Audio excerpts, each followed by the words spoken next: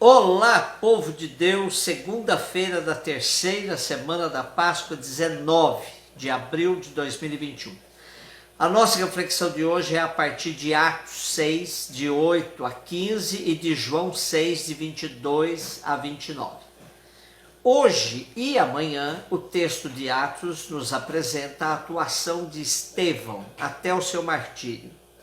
Hoje temos a primeira parte da perícope, onde aparece a farsa que cometeram contra Estevão, que se tornou vítima da inveja de uma ala da sinagoga.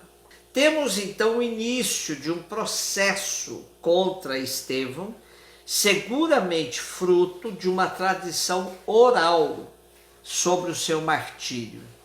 Estevão tinha sido escolhido para cuidar da administração da comunidade, servir à mesa.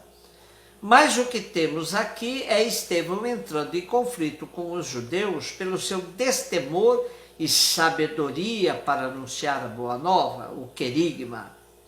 Seguramente Estevão, assim como os demais helenistas, de fato relativizavam o templo e uma série de coisas muito caras para os judeus. A pregação do grupo de helenistas era diferente da pregação do grupo dos 12, do grupo judaico. Em Jerusalém havia sinagogas de língua grega, e era nesse ambiente que Estevão estava sendo confrontado, no seu próprio idioma. O nosso texto fala da sinagoga dos libertos. Estes deviam ser antigos escravos judeus, ou escravos dos judeus, gregos também. Depois, Cirene e Alexandria tinham também numerosas colônias judaicas, e entre essas colônias, certamente, várias famílias acabavam voltando a Jerusalém. Cilícia, é bom que a gente se lembre que é a região de onde Paulo procedia.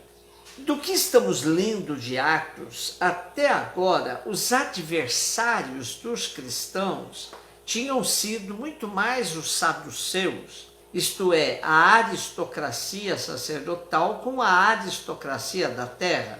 Agora, os doutores, isto é, os fariseus, cuja penetração era forte entre os doutores, são eles agora os opositores. Desta vez, a aliança dos opositores é forte demais. O povo deixa-se guiar em grande parte por eles e pelos fariseus todos. Estevão não tem absolutamente ninguém para defendê-lo. Nessa questão contra Estevão, os sacerdotes não intervêm, pois o debate era feito em grego e os sacerdotes não entendiam nada de grego.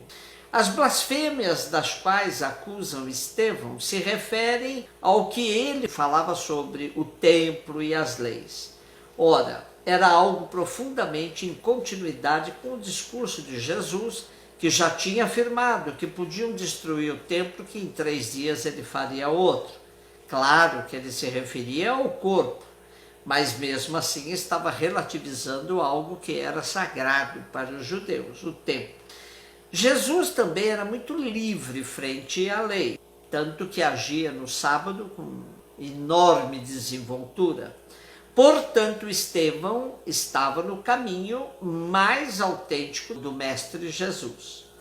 A diferença entre o discurso de Estevão e os helenistas em relação aos apóstolos está na questão da continuidade e da ruptura.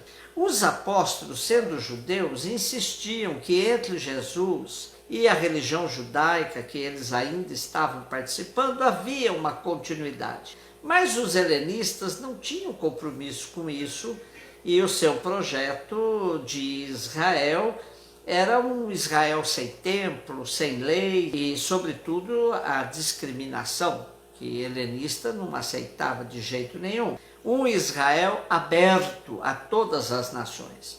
O nosso texto de hoje termina falando da transfiguração de Estevão.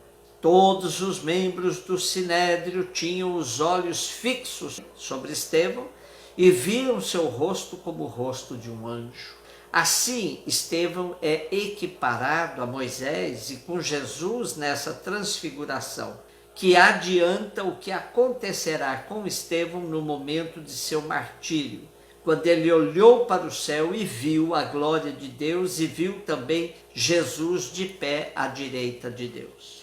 João 6, 22, 29, continuamos a leitura do capítulo 6 do Evangelho segundo João.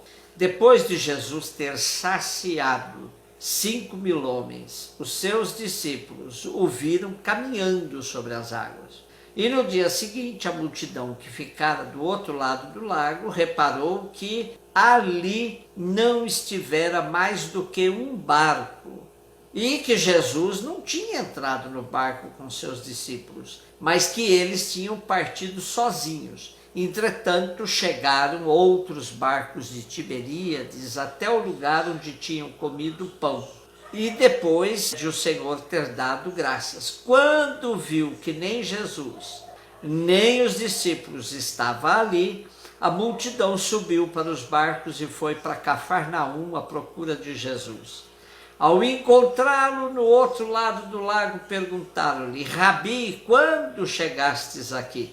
E Jesus respondeu-lhes: em verdade vos digo, vós me procurais, não por terdes visto sinais, mas porque comeste dos pães e ficastes saciados. Trabalhai não pelo alimento que desaparece, mas pelo alimento que perdura e dá a vida eterna, e que o Filho do Homem vos dará. Pois a este é que Deus, o Pai, confirma com seu selo. Disseram-lhe então: que devemos fazer para realizar as obras de Deus? E Jesus respondeu-lhes: a obra de Deus é esta, crer naquele que ele enviou.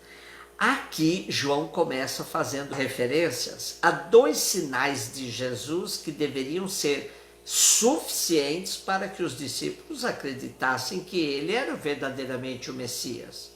A partilha dos pães, que saciou a fome da multidão, e Jesus, que vai ao encontro do barco deles andando por sobre as águas. A multidão que vai de um lado para outro atrás de Jesus nos dá a dimensão exata do abandono, da falta de rumo que vivia o povo no tempo de Jesus. Eram verdadeiras ovelhas sem pastor. Sentindo-se acolhida por Jesus, não mede esforços para encontrá-lo. Porém, Jesus percebe que na verdade é um povo faminto. E quando lhe perguntam: Rabi, quando chegaste aqui? Jesus lhes responde: vós me procurais não por terdes visto sinais, mas porque comestes dos pães e ficastes saciados. Jesus tem consciência de que seu ensinamento não foi realmente assimilado pelo povo, que ao invés de partirem para novas práticas de partilhas entre eles, vêm atrás de Jesus para que ele outra vez lhes mate a fome.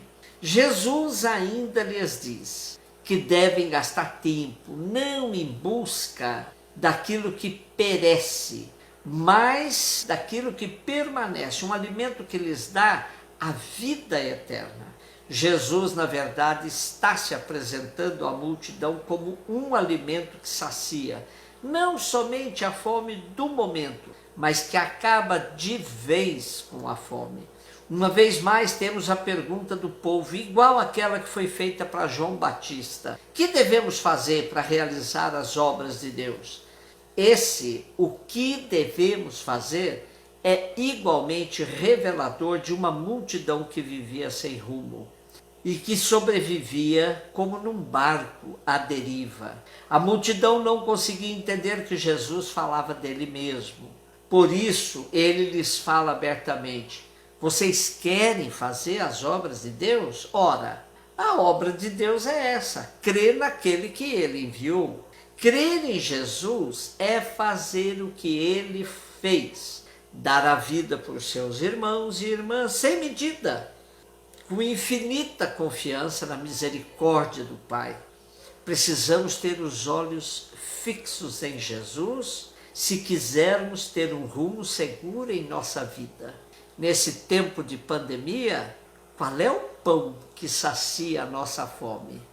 É da nossa unidade, da nossa solidariedade com aqueles que estão passando fome, da nossa humanidade manifestada em todos os nossos gestos e atos para sermos seguidores de Jesus. Um beijo no seu coração.